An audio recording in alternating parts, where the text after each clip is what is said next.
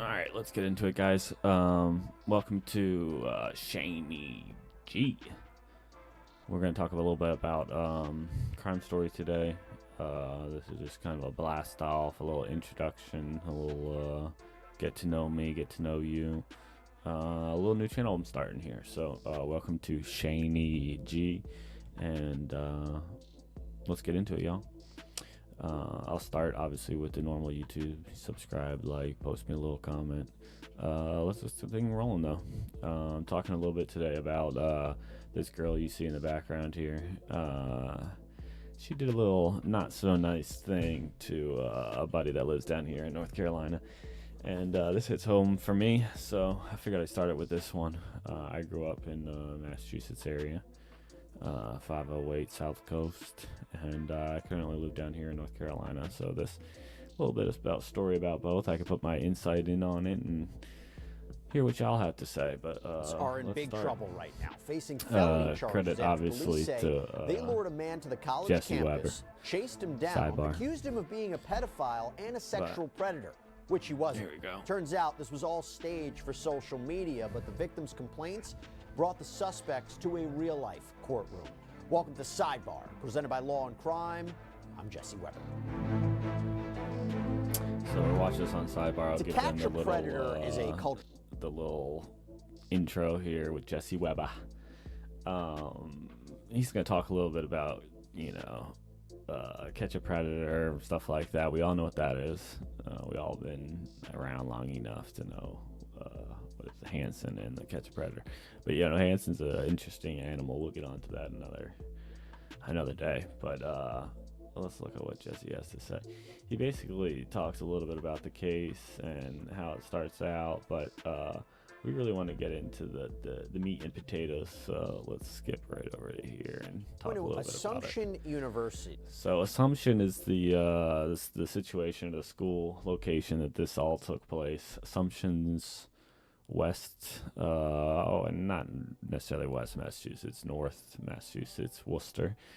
Worcester is one of the bigger cities, or the more gang cities, but Worcester's a nice place and very rural. It's not like a major metropolitan area. If you don't know what this is a private. But this is it on a map. Let's see where, west of Boston. It's not like northwest or West Massachusetts like one would think. This is kind of west at near Amherst, Amherst. Worcester's kind of central. I grew up in this south area, so I mean it's it's probably at least an hour outside of Boston. But here's Worcester, that major city. So it's right outside of that, but it's probably a pretty nice school. I don't think I've ever went to visit, but I know a lot of kids from the high school I went here, and it's a pretty good school. I know it's a Catholic college. I went to Catholic high school, so I think a good portion of the kids I went to school with went here for college. Small school, probably under a few thousand. But I think this situation here takes place right in this hall here, Alumni Hall. But we'll get into it. Catholic college in Massachusetts. This incident happened back in October, and according to police, a 22-year-old North Carolina man, who we're not going to be identifying, was in town 10 years and younger. sent a message on Tinder to an 18-year-old Assumption student named Kelsey Brainerd. So the criminal complaint, which was filed in Worcester District Court, says that Kelsey's Tinder profile states her real age is 18. So she and the man, they messaged back and forth Worcester on District the app, Court's eventually going to switching over to Instagram. have some pretty big cases. I mean, I know there's only a few cities that really claim like that, and Worcester's one of them. From being in the area, I know I'm being around that kind of thing. If you're from Worcester, you rep decent. I mean, it ain't Boston, but it's comparable. Instagram, where they sent explicit messages according to the complaint. The man then agreed to meet Kelsey on campus. Now, minutes after he arrived, security camera So they footage set him up. shows the man Honeypotted. running from the building, chased by dozens of students, all yelling and screaming at him. Police responded to this disturbance, and this is what they found out that happened.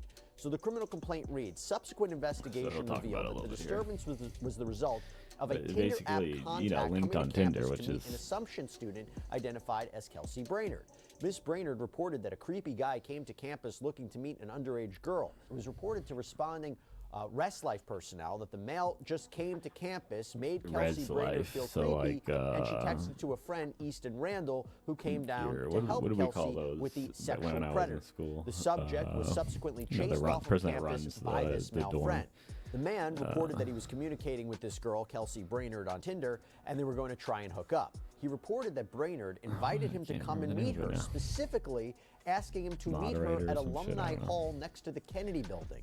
He reported he was led to the building by Miss Brainerd and was only there for a few minutes when a group of people came out of nowhere and started calling him a pedophile and accusing him that he liked having sex with 17-year-old girls. And so they get into the PDF file situation. When he was unable basically, they honeypotted this boy, 22. So I mean, we all been there. We all been young.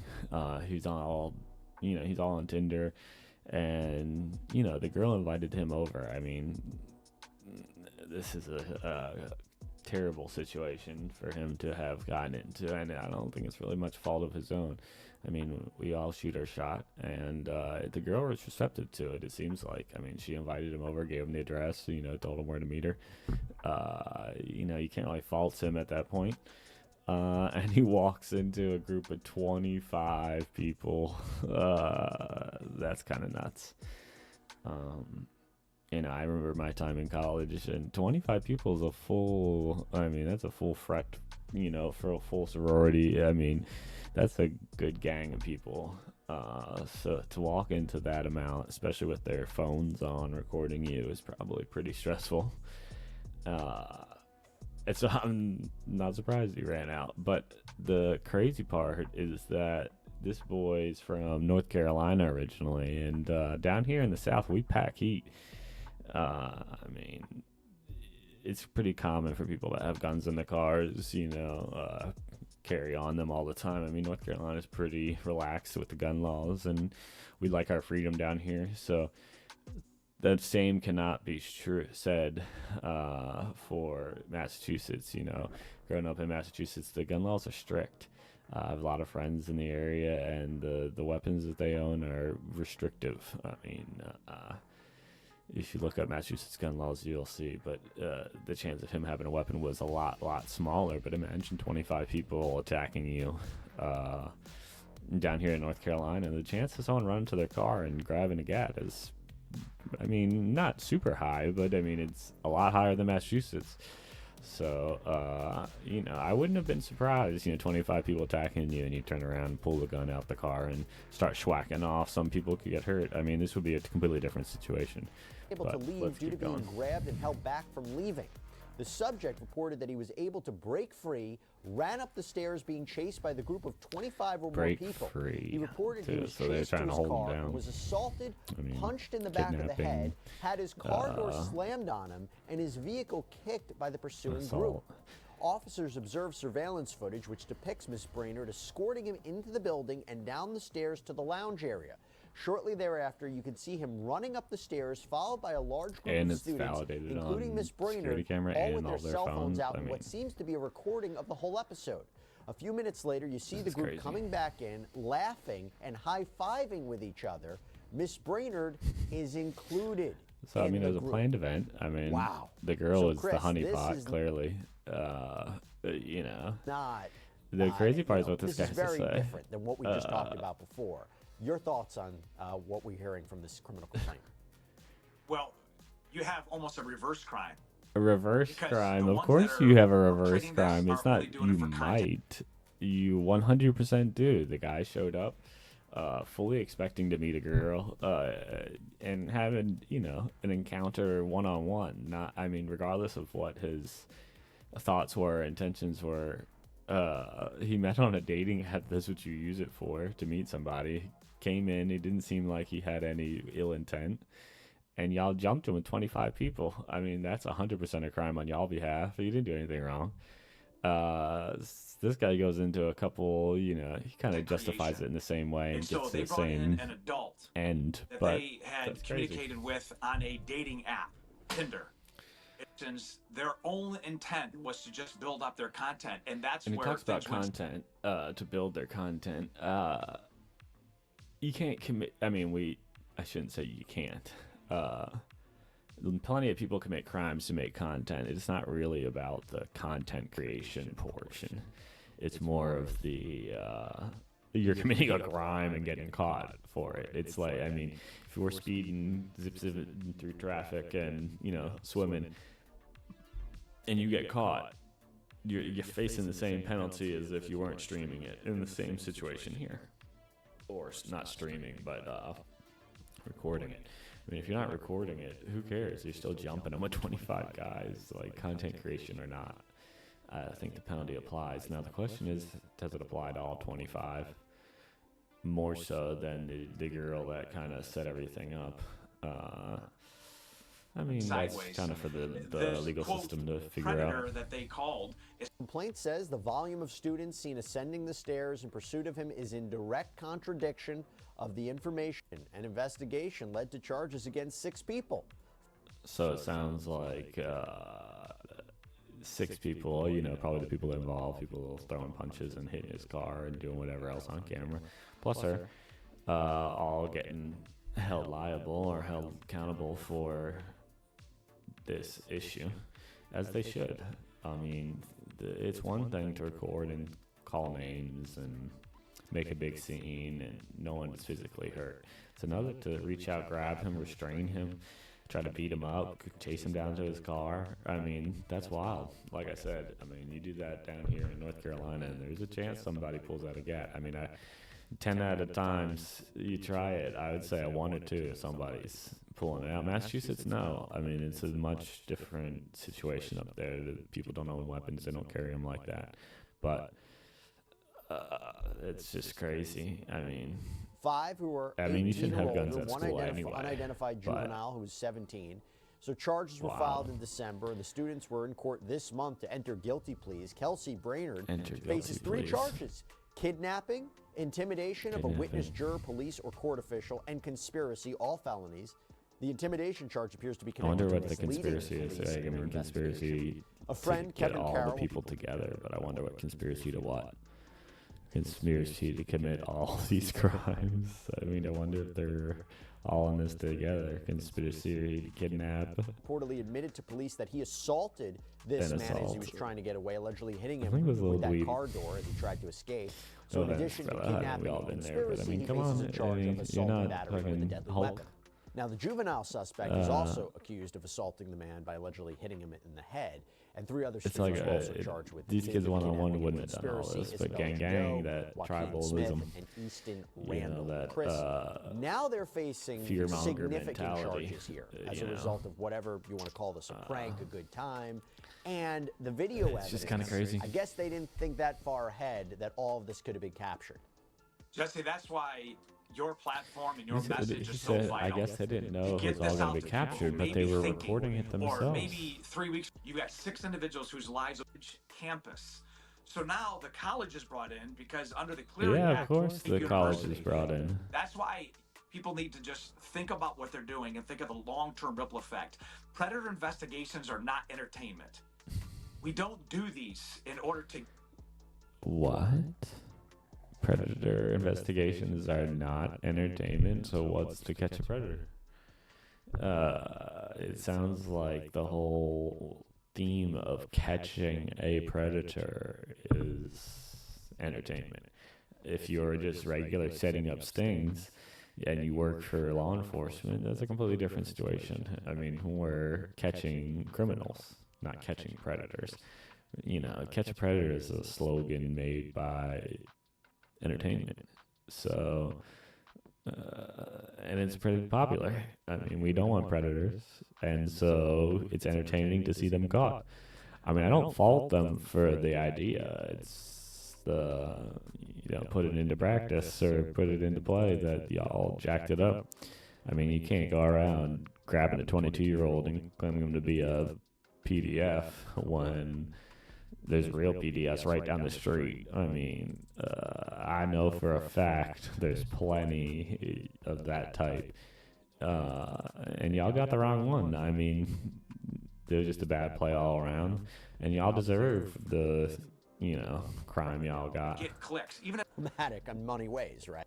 I mean, the punishment. But that criminal these predator operations, and I arrested hundreds of predators because I want to get those The individuals. punishment should be equal to the crime. I mean, they beat him up a little bit, messed up his car. I mean, there should be some restitution here.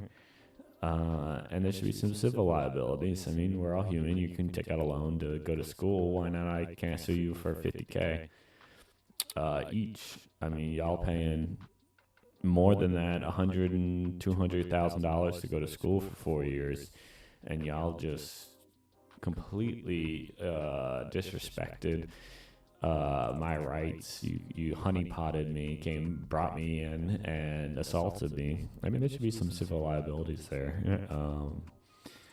You can take out this loan for $200K, but you can't pay me $50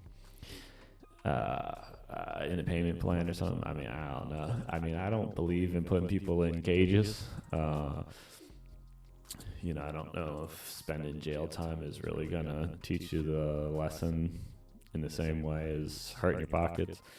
I mean, how long would it take y'all to pay off $50K? Many years, you gotta live and stuff. So you set up a payment plan. $50K is a nice vehicle. I mean, imagine having to pay that down over 6 years just because y'all messed this up. I think that hurts you a lot more than putting a human in cages. But that's not our system. Vulnerable people. But when it's not true, it has a 10x effect on damage, and that's what happened in this case. And that's the truth, a 10x effect on damage, because they took a completely innocent person, could have been you, me, anybody, and they screened all these fake, false accusations at him and assaulted him. Not only did they, say all this crazy stuff, which would have been one thing, and recorded it, but then they assaulted him and planned to put it online to completely embarrass him. I mean, the incentive was monetary, right? They weren't doing this to... I mean, they were clout chasing, obviously, but the end goal is to hit it and make money, right? Hawk to all these other online things. They're over here trying to make money. So... I can't blame them from trying to hustle, but it's just y'all messed it up and you got to pay the price. I mean, you can't try to scam somebody and get caught. That's what this is. You scam this boy when you could have got a real PDF. So, I mean, we'll see what happens. The kidnapping charge on its own, which they're all charged with, carries a punishment of up to 10 years in prison. The assault...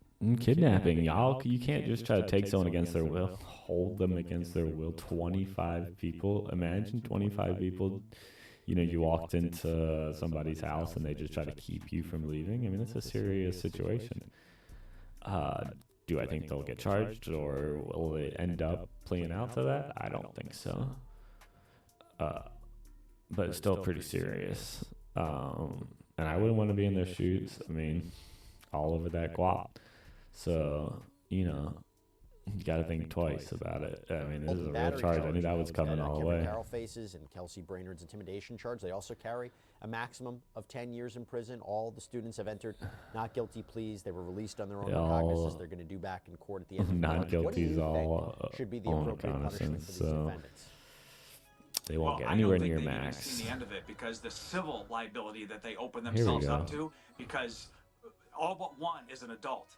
So they're going to be sued. I can only imagine from this guy who was brought into this trap. Who knows what that's going to do? But I'm going to tell you. I mean, that's the real civil liability. But I agree. There should be some, what's it called, liability? Some legal. They should be held criminally accountable. I mean, you assaulted that boy. You can't just act like that didn't happen. But I do agree with the civil part too. You should be held to some sort of financial standard for this, so that people aren't going around just doing this to people. I honestly think that the money and the hassle of going through that with lawyers and all these other things and having to pay it all back is way more deterrent than some time in jail. I mean, I'll rock 60 days for $100K. I'd do probably 6 months for $100K, you know, Fed time, but not, you know, I don't know if I'd want to pay off $1 million, you know, so it's just something to think about. I think that money, especially when you don't have a lot, is a huge deterrent. If I got to pay off a grip, I mean, that's much more of something to think about for a long time than rocking in a cage for a year. I mean, there's going to be 30, 60, 100 other people on your block in the same kind of situation. You're going to be fine for a year, you know, whereas paying that off for 10 years is going to suck. So just a thought. Human trafficking, then work with law enforcement. All right, I think you ain't working with law enforcement, we're going to college. Their podcasts, Spotify, wherever you should.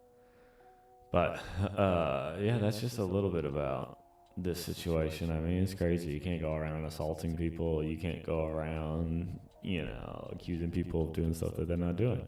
And then you do it with a group of 25 people. That's crazy. And 6 of them are involved so much so that they're being criminally held accountable. It's wild. But having it in a little small school right outside Boston, I guarantee it wouldn't happen down here in North Carolina. But that's just one from ShaneeeG. But I'll come back to you with some more. Thanks, y'all.